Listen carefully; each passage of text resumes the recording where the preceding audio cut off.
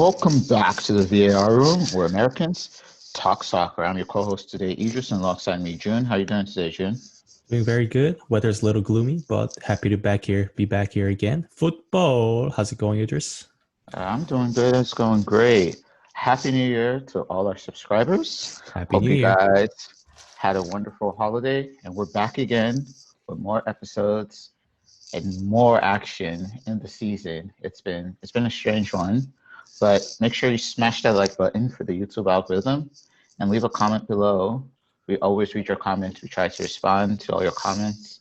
And today we're going to be talking about the mid-season review. So I think we're halfway through the season right now, and we're just going to go over our predictions from the beginning, give our overall thoughts, and talk about some of the expectations and what the final table might look like. So, June, I'm going to Sounds start good. with you. What are your overall thoughts on how the season has shaped up so far? Sounds good, Idris. Overall season so far, I think it's a very up and down battle for all the team.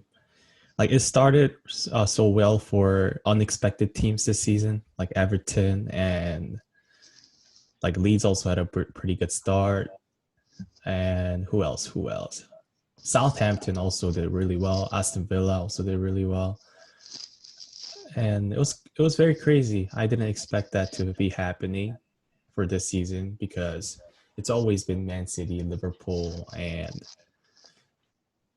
Man United, Arsenal, Tottenham, and those clubs, right?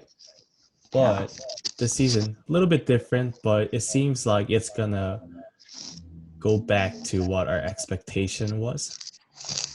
Like Liverpool's on top, Man United, they're tied up with Liverpool, and Man City's coming back. They started off really bad actually. I thought Man City was gonna be like the dominant force this year, and I thought it was gonna be a battle between Liverpool and them, but it wasn't. But it seems like it's going back to that storyline, Man City versus Liverpool again, because Man City Foden is stepping it up, really really brilliant player. He's really stepping up for them, and they just got a massive lineup, and it was just a matter of time to kind of regroup with their new transfers. Ferran Torres, he's also very, very consistent, shown a lot of possibility and opportunity for Man City and potential.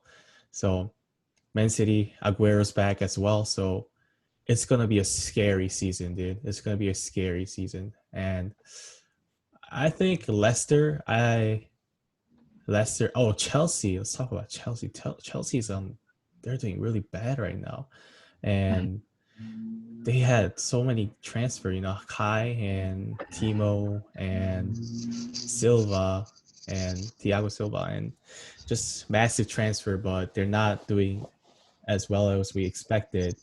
Um, I think there's too much pressure on Werner because everyone's like he's coming from Leipzig and he was just doing so well, doing so like he dominated Bundesliga, and they came to Chelsea with so much hype and expectations so high, and he's kind of I think there's too much pressure on him, and hopefully it fades away and then he comes back to his true self, his true potential, because I know he's one of the best in the world and he's capable of scoring so many goals.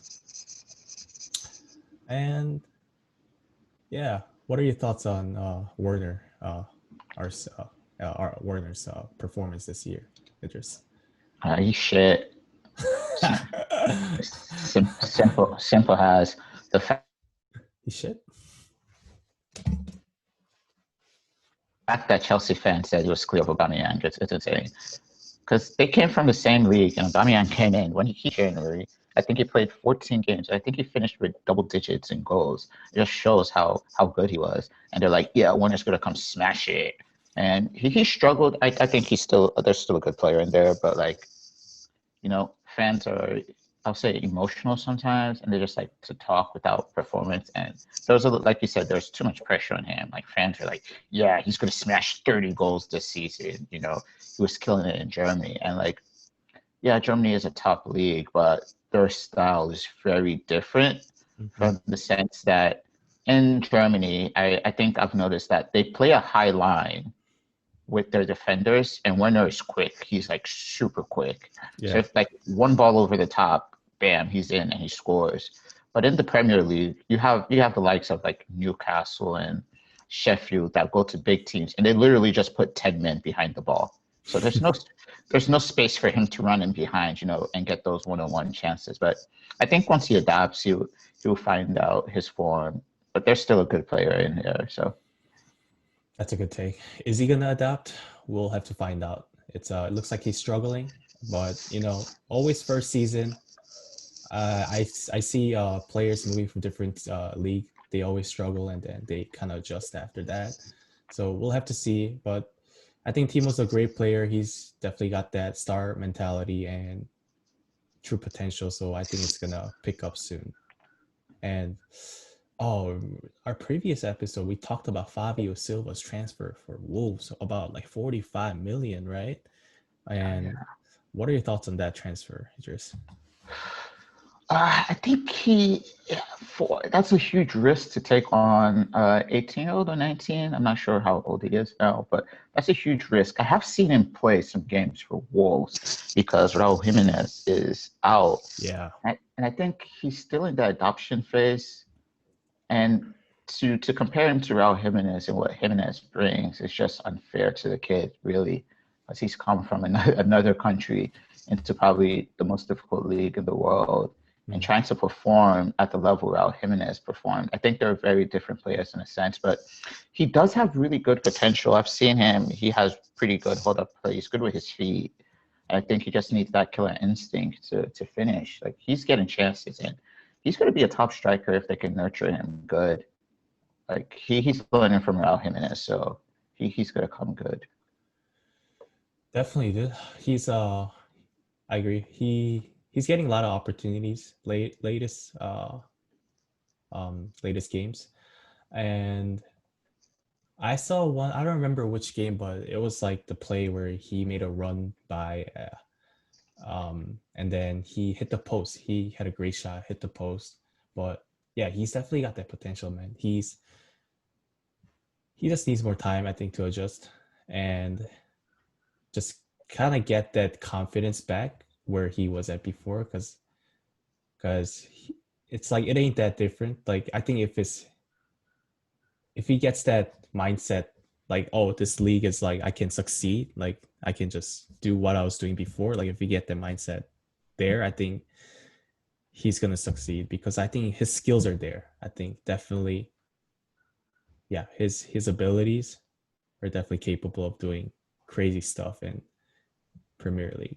But he needs more time. I would say he's very young.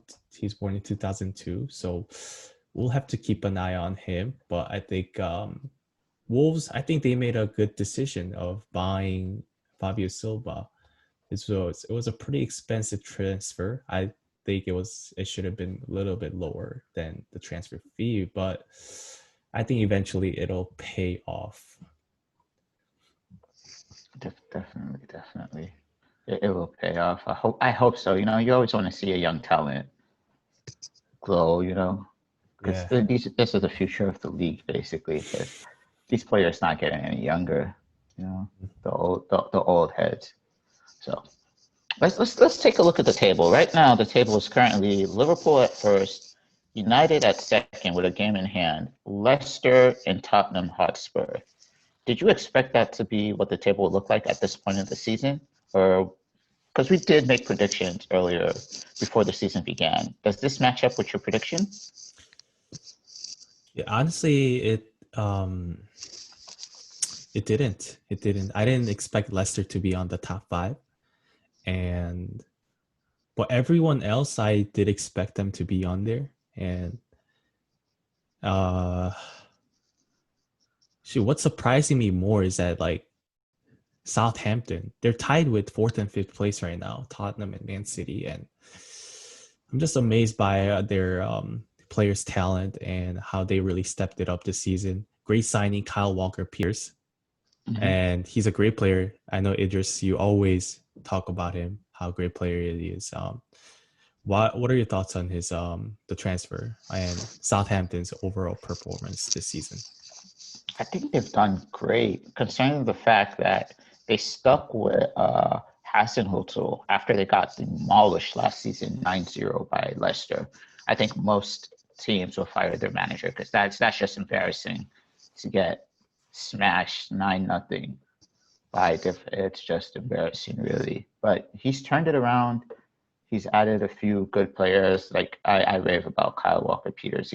He's a decent fullback, and I really don't know why Spurs sold him. And they spent money on Doherty. I think Doherty he's a decent fullback, but I think Kyle Walker-Peters could have done the same thing Doherty does. He can run down the flanks, create chances. He can defend. He's pretty solid. So Yeah. I think it was a win-win for both clubs in the sense that Spurs got Højbjerg, who is I call him a thug because he runs that midfield like a thug.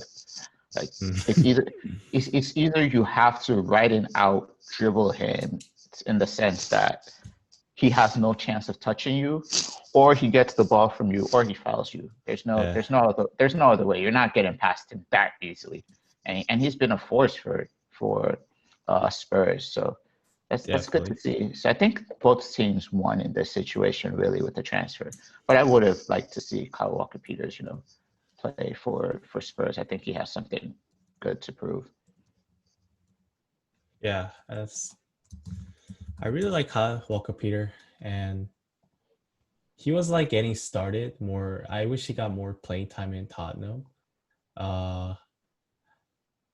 And I think we sold him for 8 million to Southampton, and I kind of wish we got more on this transfer because he's definitely got a lot of potential. He's still young, and other than that, I also wanted Tottenham to keep him because it's always good to have fullbacks stacked up in your team because they're kind of rare. They're really rare, and it's better to have those backup players or just more option to play around with, and it's just less pressure on the players too. So, but yeah, happy to see him doing very well, and yeah, it's pretty awesome what he's doing right now. And let's talk about what are your thoughts on the current table leaders? Did anything surprise you? Not necessarily, but the people up there. So I think the most surprising thing are Southampton, Everton, Aston Villa are in the top 10. Everton, probably they've been a decent team over the years. They've been like a mid-table team, but Southampton and Aston Villa have come out of nowhere really, and they've played really good. I think Aston Villa's story has been really nice in the sense that they did recruit a very, very well. They got Emilio Martinez from Arsenal. They got Matthew Cash, who's their fullback, he's great, by the way. I think they got Traore up top. They got, what's it called? What's their striker's name? Ollie. Is it Ollie? Ollie Watkins? Yeah, Ollie Watkins. So they spent their money well. They got Berkeley on loan from Chelsea. So they spent money well, and they've been moving a force. They've been fighting for each other.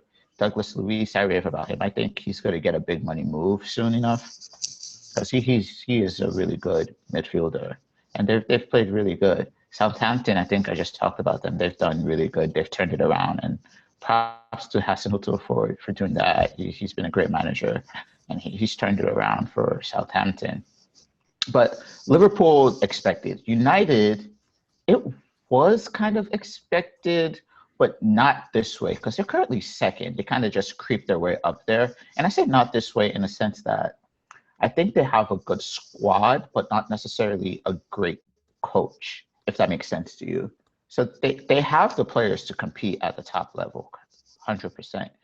But their coach is not, I won't say he's the greatest. And I think they're in this position because the players love the coach in the sense that they want to play for him. He kind of gets them happy, and they look really rejuvenated to play for the manager, in the sense that they're at Manchester United. They have these expectations.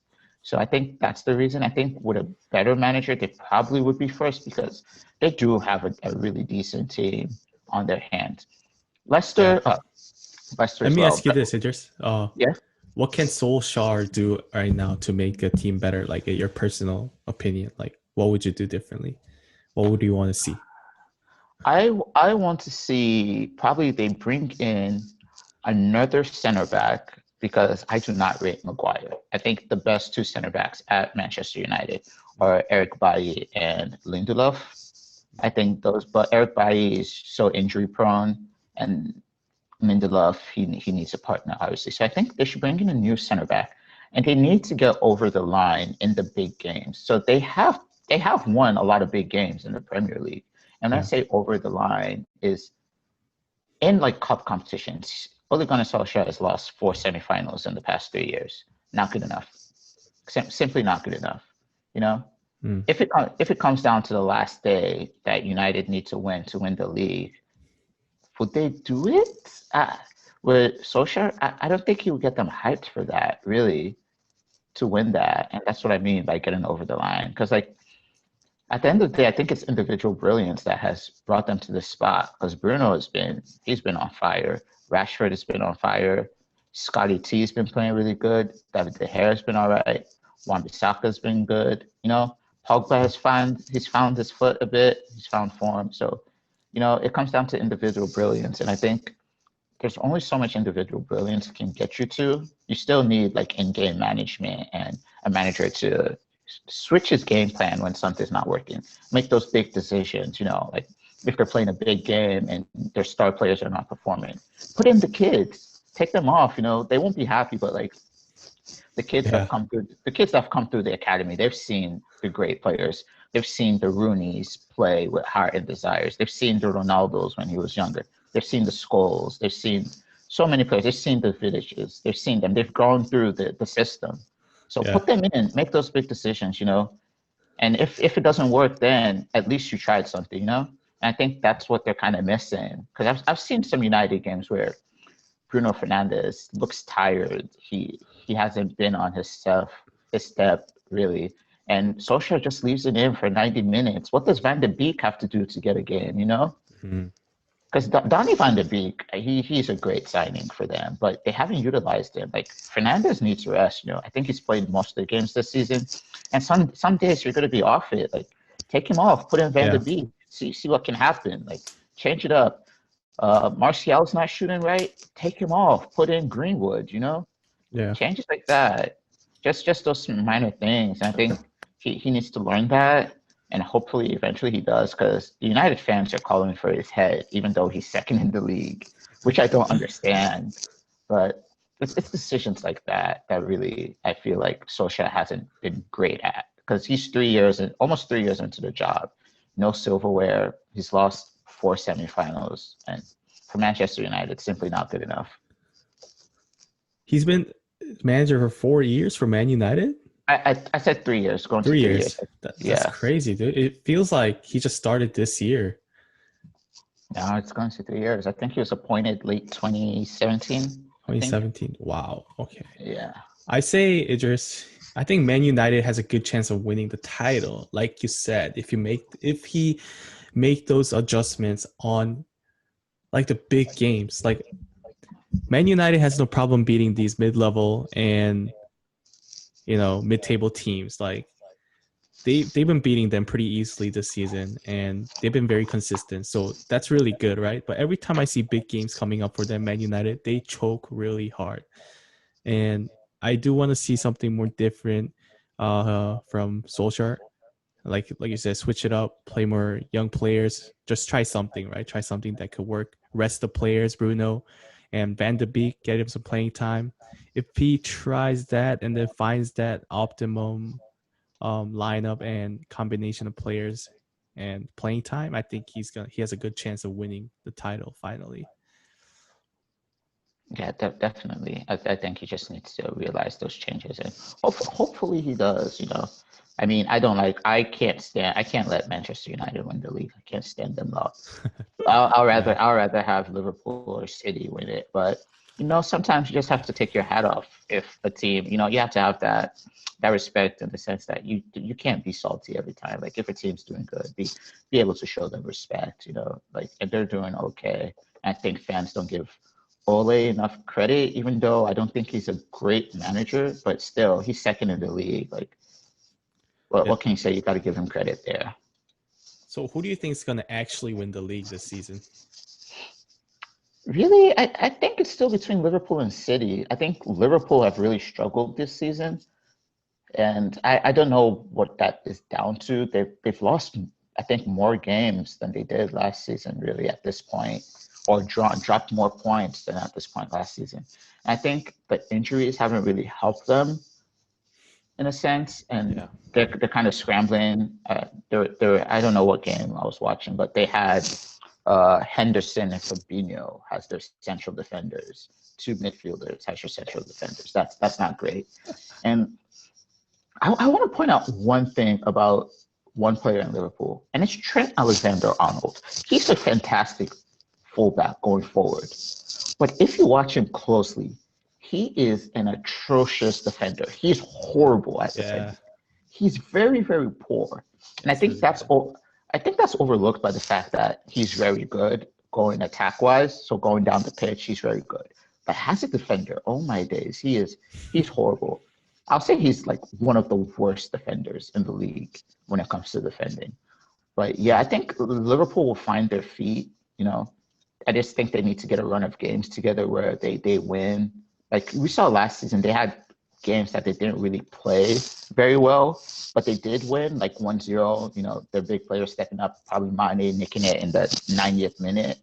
Mm-hmm. So I think they just need that luck and string a few games together. And I think they can go on to win the title because they've shown their dominance and how they can play. Because I remember when we played them, so I think it was beginning of the season, and they beat us 3-1. And that was the Liverpool from last season. They were pressing nonstop. They didn't even let you have a second on the ball to even think.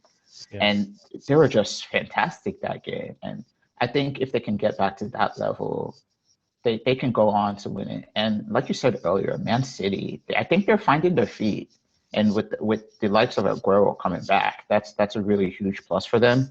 Because I think they've found their defense. They've kind of rectified their defensive frailties with Stones coming back into the fold, and Diaz he's looked like a wonderful signing. It seems like 60 million seems like a steal for him now. He's a really solid defender, and they've kind of found that defensive balance. And they're more structured, and I think Rodri is kind of stepping in now, and Foden is replacing David Silva pretty good right now, because I think that's where they struggled a bit. And I think Pep tried a few things. He wasn't really playing Foden as much. And I think now that he is playing him as much, they're kind of finding their feet, because Foden is a great young talent. De Bruyne he's looking solid. De Bruyne is going to be De Bruyne. Yeah. I think Sterling needs to step. I think he's had a quiet season so far. I think he needs to step up a little bit. Needs some more goals from him. Ferran Torres, he's still adapting. I think there's a really good player in there. We've seen it with Spain. He played really good when he's on international duty. So I think once they find their feet, they've won their last 3 games that they've played. They were excellent against Chelsea in the Premier League last game they played. So once they find their feet and they have Aguero back, I think they're going to start climbing the table rapidly, because I think they have a string of games that are fairly like City should win those. So I still think it's between Liverpool and Man City, but Manchester United are contenders. I can't lie, because they've been winning the games that they need to win. They've been grinding out results, and that's what you need to win the league, really. Grind out results. Right. I think at the end of the day, at the end of the season, it's going to come down to how many players you can play, how many backup players, how many different types of rotation you can make, and how the players are feeling because at the end is like where you give everything, right? Where the players have to give everything to really win the title. And Liverpool, they're really running out of players to play. Like you said, Henderson's playing at defense. Like that's crazy, you know? Like all the center backs for Liverpool got injured, but Man City, they're stacked, dude. They're stacked. So eventually, I think we're gonna see like, unless Liverpool really, really adapt with like some new formation that's gonna like work the magic and keep them consistently on the top and show the defensive lineup's consistency. I think eventually Man City takes it. Eventually Man City's gonna take it. Yeah, That's my take. it's interesting you bring up that point that Liverpool adapts, because if you watch their games really, and the sense that when they had their full team, of course Van Dijk is a great defender. Whoever's next to him, Joe Gomez, also very good. But they have liabilities in Trent Alexander-Arnold and Robertson. I think Robertson is a better defender than Trent, but those are like their weaknesses. But they also have Fabinho in defensive midfielder. So it's like more of like three defenders, and they press you very high up the pitch. But once you break their press and you get through there, that's where the defense comes into action. That's when the Van Dijk shines. That's when the Fabinho shine. That's when the Joe Gomez's shine.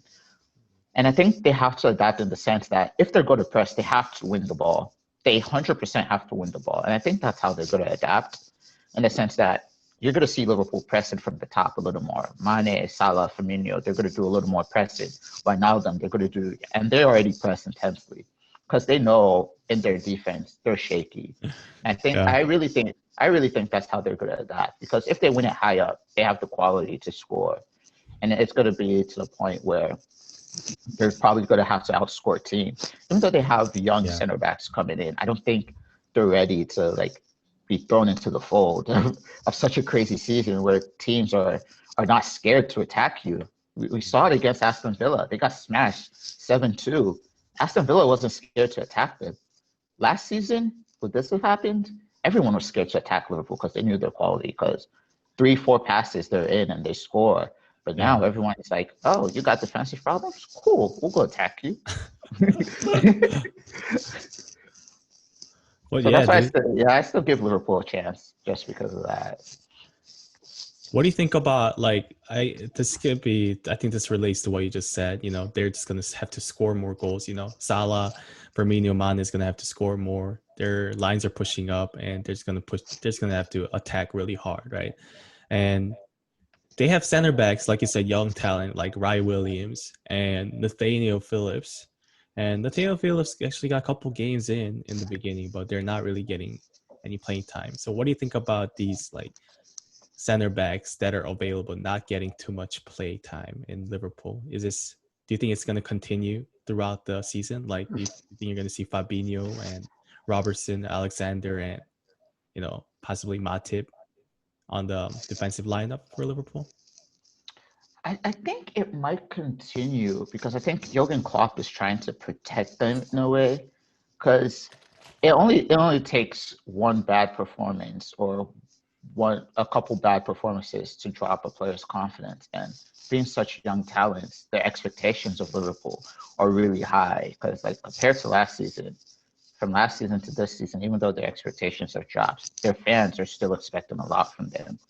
And I think Klopp is kind of protecting them in the sense that, hey, you're young, you'll get some game times, but I can't guarantee you these many games, even though we have these injuries, because I don't want to ruin your career or let you because it only takes one thing to make a young talent go down.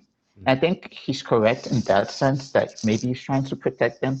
But again, they still need to play to get that experience. They need to be thrown into that fire, sometimes, Right. Just to get the experience, because if that never happened, we probably would have not seen really good talents, they might have been good for the academy, but if you never throw them into the fire, would you know if they're good enough for the top level? And we've seen it with players. Look at Rashford. I remember his debut. I think he came on against Liverpool. Was it Liverpool? No, I think it was Arsenal actually. Came off the bench, academy player, and they're like, okay, you guys need a goal, and you're bringing on an academy player. What is he going to do for you? Bam, scores 2, wins them the game. And you're like, These are because that's a big game. Like no matter how shit Arsenal might be during the years, over the years, if you're playing a big team, it's an important game, and he stood up. And Yeah. you can see him now. He's probably one of the best young strikers in the Premier League. Yeah. And I think those players, they look really good. I mean, they are going to learn. They kind of have to learn on the job because they can't be paired with like a more experienced player Yeah. at the center back. I mean, they can be paired with Fabinho, but he's not an out and out center back really. He's a defensive midfielder, and Yeah.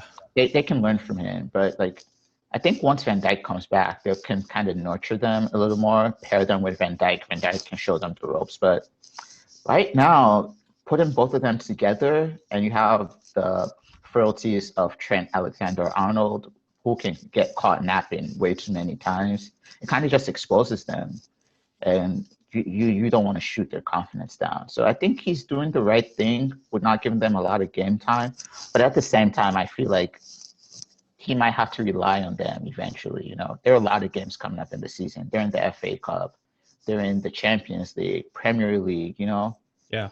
And players are going to need rest.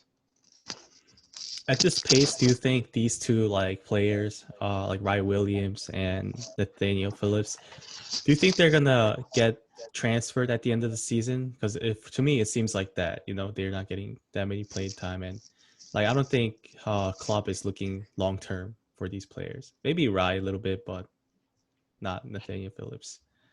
I don't think he's going to transfer them. If anything, I think maybe a loan spell will help them. A loan always helps a young player. Send them to the championship where they're like 50 games in a season. Yeah. They'll get a lot of playing time. But I think once the window opens, there are rumors they're going to get Koulibaly or some top defender or Upamecano. And that kind of drops them down the pecking order because Van Dijk's going to be back. Gomez might be back. Matip might be back. I think those are the only really three center backs they have right now. Then they get Upamecano. Now you have possibly four world-class center backs. Are they really going to be benched for some kid? I don't know, but I think they should believe in them. At the end of the day, if it works out, they save millions because they're probably going to spend 50, 60 million on Upamecano, almost 100 on Koulibaly if they do go for Koulibaly. And you can basically save that money by trusting these young players, So I don't know. Klopp has said this January transfer window that he might not buy any center backs, which is surprising. So I think he believes in these young kids. But you never know with Liverpool. He said that last year in the summer transfer market. Then he went to go and buy Jota. So so you never know. That's what I'm saying, bro. I want to see more of this young talents play because, like you said, center backs are expensive, like the good center backs, right? And this is the challenging times for Liverpool, and this is where they can be put on the spot. And yeah, like you said, there's so many players that really got discovered from these challenging moments for the club. And I think this is a time where club has to play these players more often and put them on pressure position and see what they can do and develop into something they can look into long term, to develop something they can work with long term. So yeah, I don't know. I saw Nathaniel Phillips play one game where he stepped it up for Liverpool and he had a really good game. Such a nice guy too. And yeah, I want to see more of Nathaniel Phillips and Ryan Williams for Liverpool. But currently strategy for Liverpool seems like it's a more attack, and score more goals. So let's see how it turns out. Yeah, Liverpool have a lot of midfielders if you think about it, and I think to incorporate them, I do want to see a little more of Minamino too. I think they signed him for a reason, but I don't think I've seen enough of him really. I think probably the signing of Jota kind of put Minamino down the pecking order. I feel like they're similar players, but I would like to see a little more of Minamino. Again, that comes down to the manager taking a chance, changing it. Yeah. Being bold. Like bench Salah, he's your star player. Bench him. if he's not shooting well, put him on the bench. You know, I Mm. think most managers. I think that's the frustrating thing with most managers because they're like, okay, this is my big money signing or my big name player. I don't want to make him upset, but you can see some of the youngsters come in and they do wonders. Yeah. Yeah, I do want to see more Minamino too. Actually, he got decent amount of time playing in the beginning, but after Jota came in, yeah, he kind of lost his spot. And yeah, I definitely want to see more Minamino and also Shaqiri, dude. Shaqiri's a beast. Like, did you see his calves? It's a cube, dude. It's a cube. Bro, It's a yeah. Rubik's cube. Yeah, I want to see more of him. But again, Liverpool have high expectations. They're supposed to be at the top. You know, they have the top players, and I think that's just club strategy, really. Yeah. But we gotta see. Let's divert to our own personal teams. How do you think Spurs have been doing this season? Or what are your thoughts on your performances? What do you think needs to change? What are your expectations for the rest of the remaining half of the season? Currently, I think we're doing shit. We were doing really well in the beginning of the season. Um, and we had like Bale transfer. But one thing I really liked about this year, though, there's one player that I really love for Spurs to sign.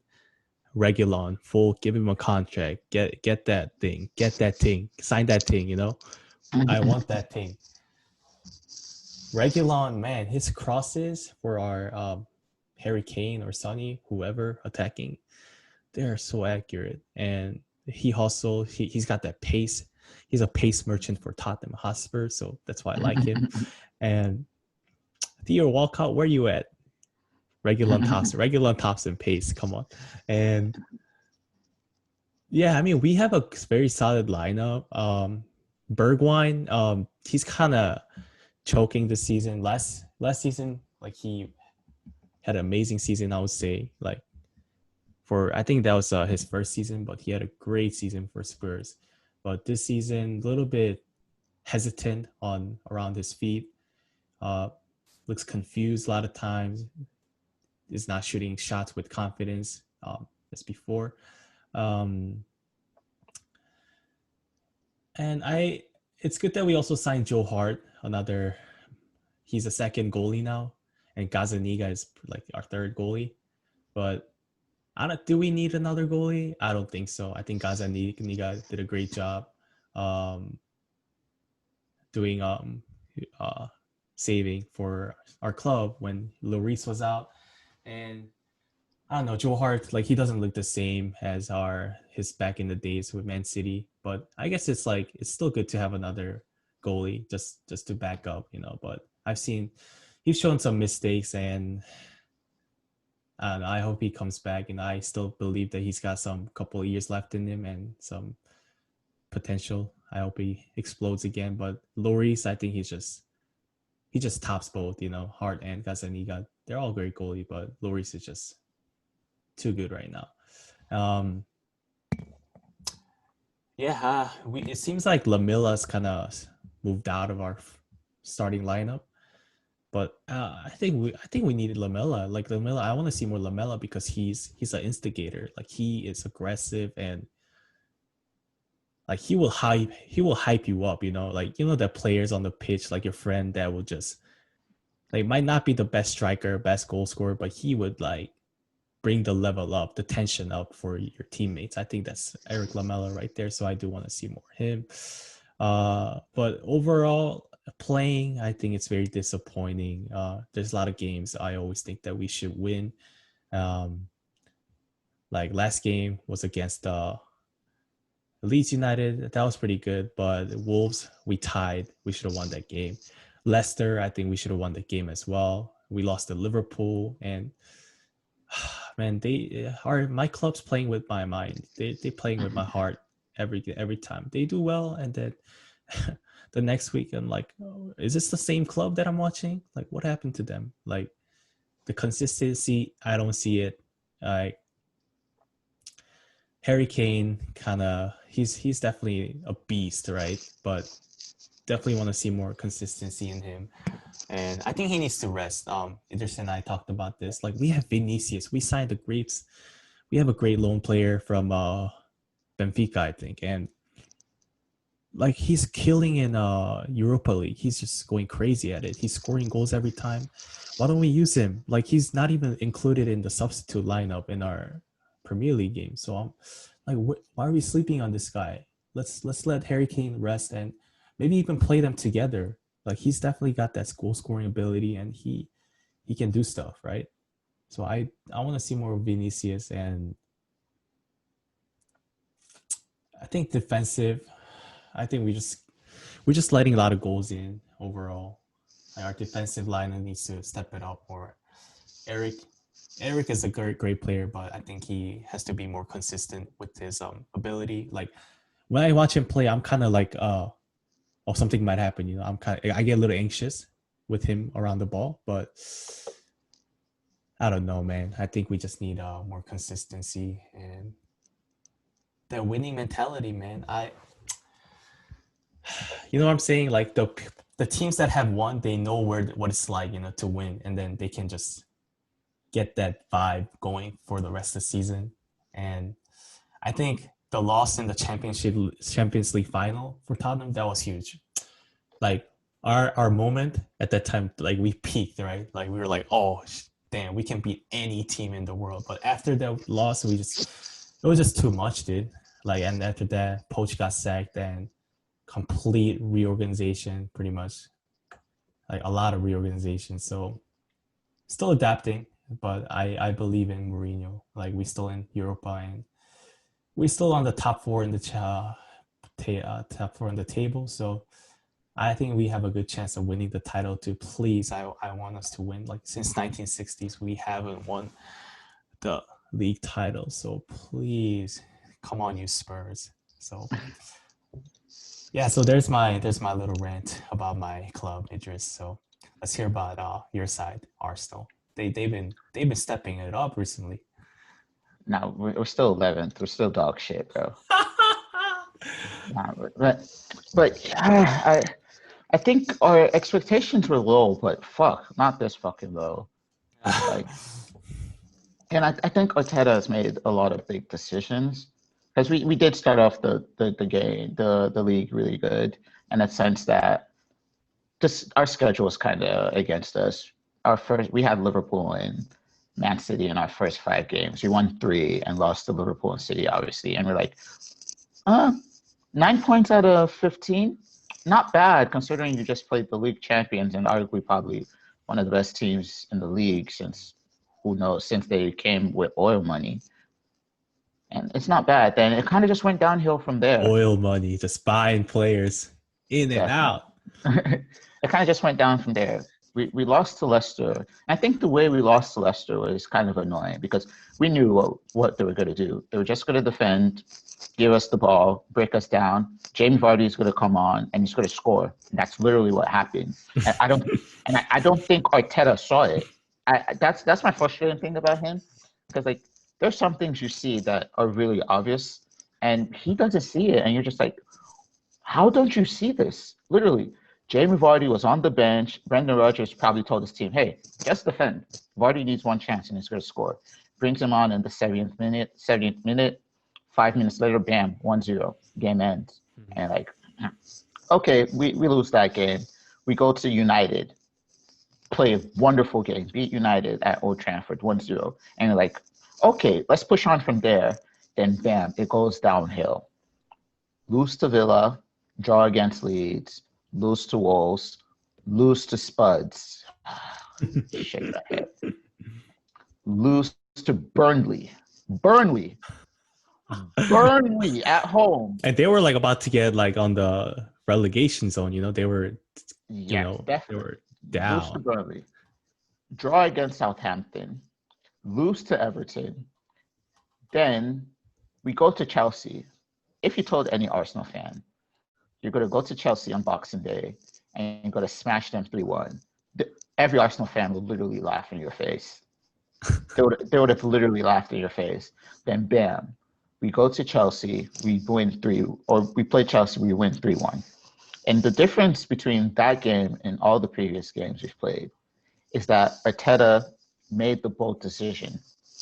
Like we've been saying all throughout this episode, we want the managers to make the bold decisions. And the bold decisions he made, he dropped our $72 million signing in Nicola Pepe. He played Bukayo Saka there. Aubameyang was injured, so he only could make the bench. Lacazette started up front. He dropped Willian, which I think he should not be a footballer, bro. He does not deserve to be a footballer, not regardless to where the Arsenal jersey. Dropped Willian, played Gabriel Martinelli, that's been out for I think a couple months. Dude, he was a beast mode. Yeah, a couple months back from injury. Played him. Played Emil Smith role, another youngster. You played him there, and you're like, okay, even if we lose the game, you can say he tried something different. Really, that's really all you want. And it's like, okay, it's the youngsters. They go there, they smash it. Bam, we smash it against Chelsea. Granted that Chelsea was shit that game, but all props to Arsenal. They played really good. Then we're like, okay, is he going to go with the same team again against Brighton? Because Brighton is a really hard game away from home. Goes with a similar team. I think the only change is that he took out Lacazette, put in Aubameyang because obviously he's the club captain. We go there, grind out a 1-0 win. Cool. Then we go to West Brom. Granted, it's West Brom. They've been shocking since they came in. We go there, we smash them convincingly, 4-0. And I'm like, why did it take him this long to realize that he just needed to change something. Play an actual 10, a natural number 10. Playing Willian as a number 10 is useless. Playing Lacazette as a number 10 is useless. You know? Can I say one thing, Idris? Yeah. Oh my God, Bellerin though, he stepped it up so much. Yeah, definitely. Bellerin, he's been okay. I think Bellerin gets a lot of hate in the sense that Arsenal fans are really toxic, that they forget the past and they're just in the moment and when a player has a bad game. Because I remember people at the beginning of the season when we sold Martinez and Leno made a few mistakes. They were like, oh, Martinez would never make that mistake. We should have kept Martinez and sold Leno. You know, things like that. Yeah. Forgetting that last season, the only reason we didn't get relegated was because of Aubameyang and Leno, 100%. So that was the only reason. Leno made big saves. And they just seem to forget that. And I'm like, what happened? How can you just forget that? Because Martinez played a few games, and he did do very well. But, you know, and he's made big saves throughout the season for us, but they're kind of emotional. Bellerin, before he was injured, before he got injured, I think it was against Chelsea or United, and he was out for almost a year. I would say he was probably arguably one of the best fullbacks in the league. I'll go as far to say that. And, you know, an ACL injury is never easy to come back from. And fans are like, yeah, sell him, you know. And like you said earlier, getting fullbacks, there are not a lot of great fullbacks out there right now. Because, like, there are not a lot. And they're like, yeah, sell him. He's not good enough. And I'm like, okay, I understand. He's coming back from an injury. Give him some time. And he's done all right. Has he been like really great to be considered one of the best fullbacks in the league? Not really, but he's done okay. And Kieran Tierney he's become a fan favorite. He's a really great fullback. I love him. His heart, his desire, his fight. Man. Bandit like Tierney. Bandit like Tierney, dude. Bro, Bandit like, and that man, it's summer right now for him. Never gets cold. He's always wearing never wears a long sleeve. Yeah, always shorts. You know, he never gets cold. He's a fan favorite. Bukayo Saka, he's come to become a great talent, and this is where you give managers props. Like, even though I didn't like Emery, I have to give him props because he trusted these youngsters. Yeah, he brought Bukayo Saka in. He was like, hey, go there, go show them what you can do, and he's probably arguably been one of our best players this season, along with Tierney. So, I think Arteta just needs to find that balance. The more experienced players have let him down time and time again. You've seen Willian let him down. Pepe has not lived up to his hype. And I think that's because of his price tag, really. I think price tag really affects players because you buy a player for 72 million, you expect him to come in, smash it, really. You know, because Yeah. if we bought Pepe for 20 million, would people really be arguing like, he's not lived up to the hype? They'll be like, oh, he's been okay, you know, not great, but okay. But the price tag definitely affects players, and I think we can see that with Kai Havertz. Like, yeah, he's a great player, but like Yeah. 90 million, you expect him to come in and be smashing it, you know? And it puts a lot of pressure on them. And I think Yeah. Arteta just needs to find that balance. We do have Thomas Partey coming back from injury, which is exciting. He needs to find, and he also needs to get in a creative midfielder to support Smith Rowe, because again, Smith Rowe is young. You can't depend on him for the rest of the season. You got the FA Cup, you got Europa League, you got the Premier League. That's a lot of football for a 20-year-old. So Yeah. no matter how good you are, that's a lot of football for anyone, really. And I hope we buy a center attacking midfielder and hopefully a center mid to complement Partey. I do like this Basuma guy from Brighton. He's a really good player. But it's Arsenal. They are cheap, so I don't really think we're going to get uh, an attacking mid. But I really just want to see us get an attacking mid and kind of find the balance. I think Arteta is still chopping and changing. He doesn't really know his best lineup necessarily, and the mistake I get frustrated with him because he insists with the same thing. You know, Yeah. he played Willian, who has underperformed for like 10 games straight, and you're like, come on, just drop him and play somebody else. You know, it's frustrating when you see someone not perform and he's just in the team. You know, try something different. And I hope he's learned from that experience, because 11th is not good enough. And realistically, if we finish in an Europa League spot this season, considering how we started out the season, I'll be happy with that. Considering this is like a transition season, I would say, because last season he did really good. You know, he won the FA Cup and he kind of overperformed really last season. So this season, I think he needs to get rid of all the deadwood players. You know, I think they're trying to do a clear out in January. Kolasinac is gone. Socrates is about to leave. Ozil is going to leave. And speaking of Ozil, I love Ozil, but I think it's best for both parties. But I just didn't want it to end like this, really.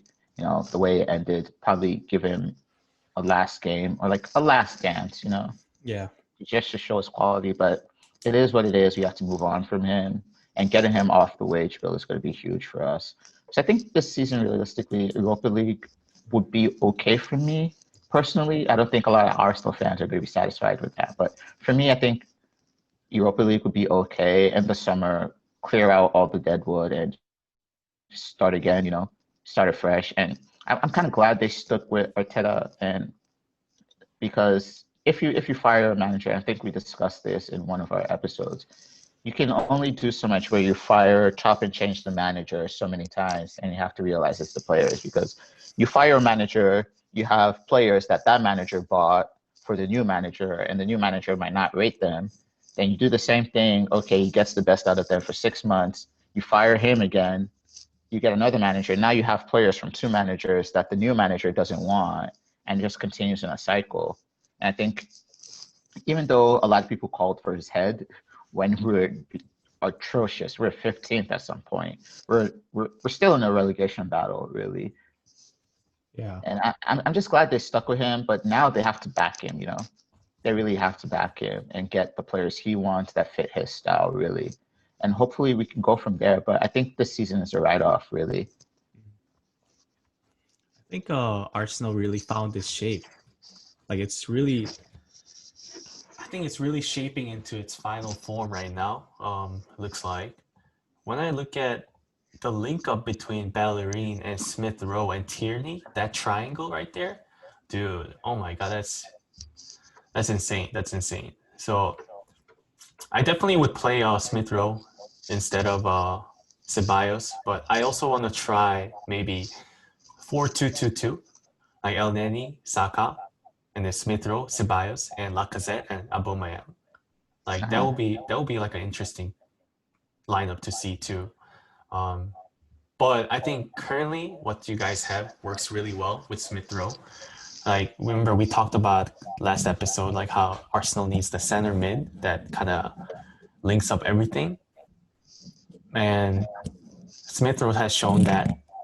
And Bellerin and Smith Rowe, like the plays, it started from them, you know? Like a lot of plays started from Smith Rowe, Bellerin, and Tierney. And like it was all like Saka, like with this lineup, Saka starts to shine more too as well. Like I doubted Saka.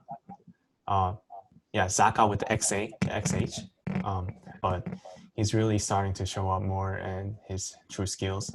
Like he's scoring goals now, so which is very impressive. And Martinelli, what a beast! What a beast!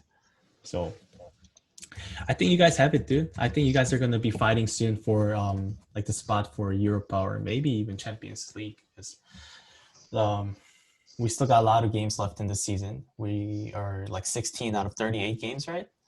Mm-hmm.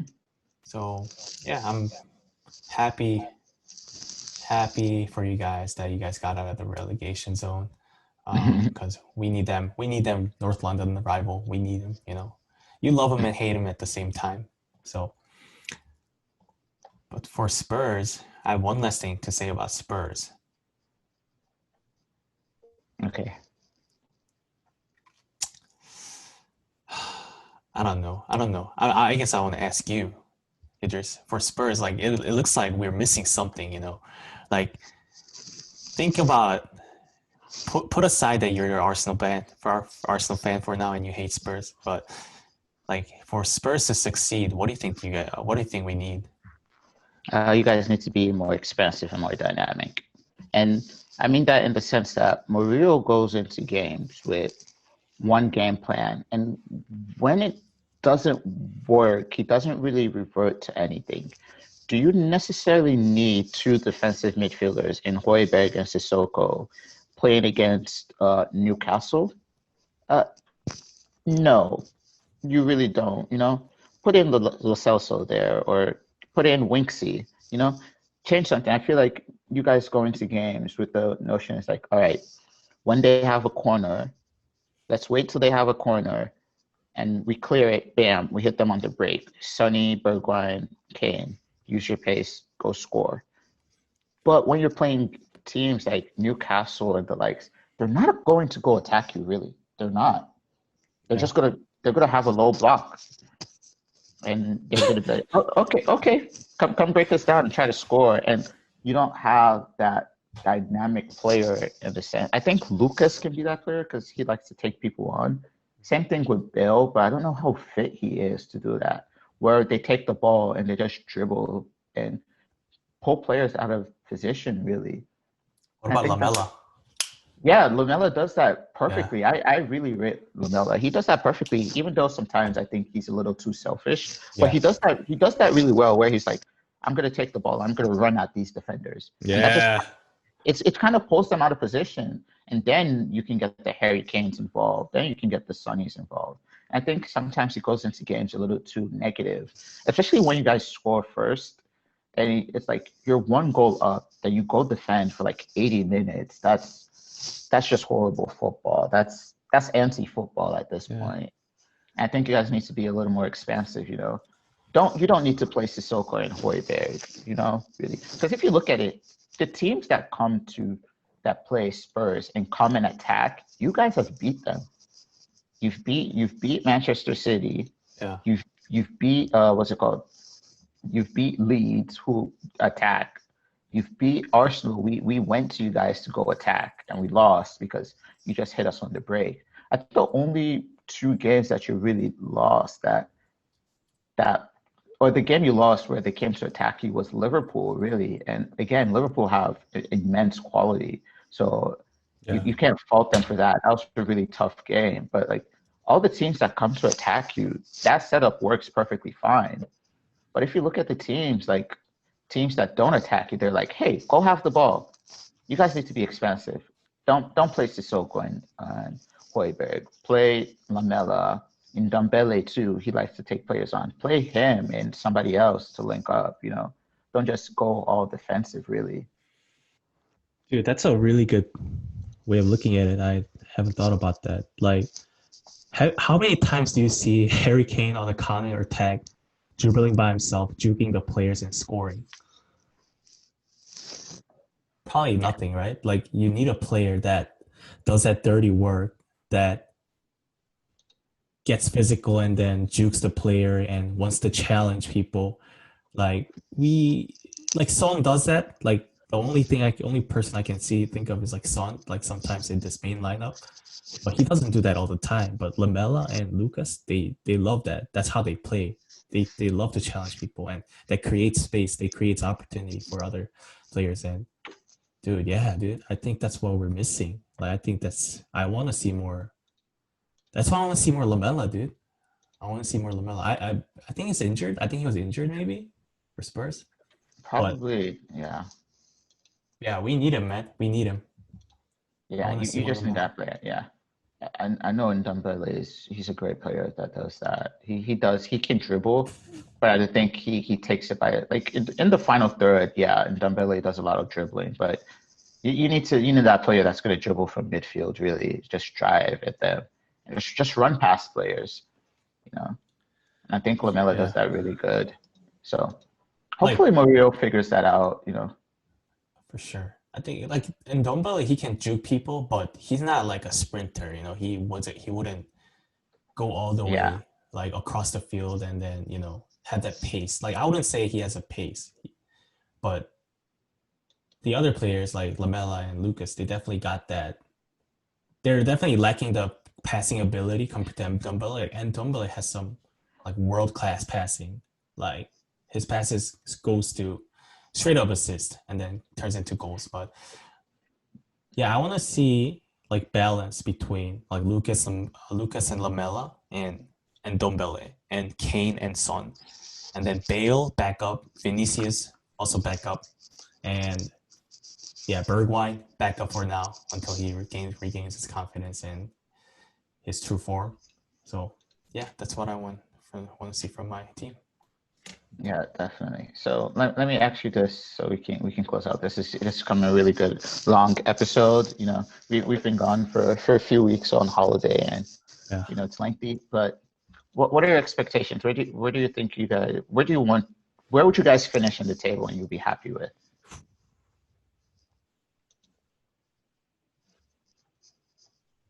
Um, I'll be happy in third or fourth, to be honest. I don't think we're gonna win the title. I mean, I want to win the title, but realistically speaking, Liverpool and Man City, they're just looking too good, and a lot of other teams gonna push up. Like we're not seeing the dominance in my team. Like I'm not feeling that confidence when I'm watching the game. I'm always like anxious. Like the feeling where you're like, oh shit, like oh we got this in the bag, right? This is gonna be an easy game. But right now, like I don't feel that. I feel unsafe. I feel pretty hesitant and anxious about the lineup and how the games and just watching them. So at this pace, like what we have right now, I would be happy finishing third or fourth. Yeah. What about you, Ders? I'll be fine in a Europa League spot, and we should just build on that. Really, I think we're in that phase that we're trying to rebuild for the long term. Yeah. Yeah. So Europa League spot will be fine. Anything above that is kind of a bonus, but finish in a Europa League spot, still be in Europe, and rebuild our team really, and shift the deadwood. I'll be fine with that. But yeah, any other closing remarks? No, that's all I have for today. Thanks for watching, guys. What about you, Ders? Yeah, definitely. Thanks for watching. Make sure you give this a listen. This is a really good episode. So Yeah, see you guys next week. share it on your dating apps and share it with your family members and any football fans you try to get them into soccer, football. And let's try to get 10 comments in this video. That's our goal. 10 comments. We're gonna watch all the comments and read all your comments and respond. So please let me know what are your thoughts. Let us know what are your thoughts about this season so far. what are your predictions? Who's gonna win? And did anything surprise you? Let us know, guys. Yeah, definitely. Let us know. Thank you guys for listening, and see you next week. Peace out. Peace.